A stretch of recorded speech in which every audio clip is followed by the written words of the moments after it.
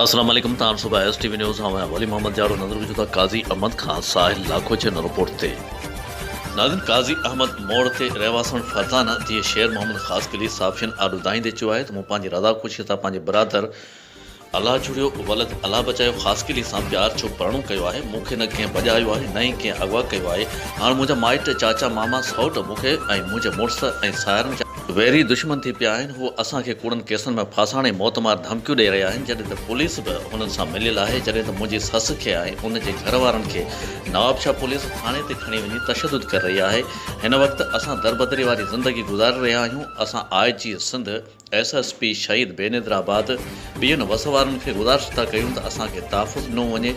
असांखे कुझु बि थियो त उनजा ज़िम्मेवार मुंहिंजा माइट ई हूंदा।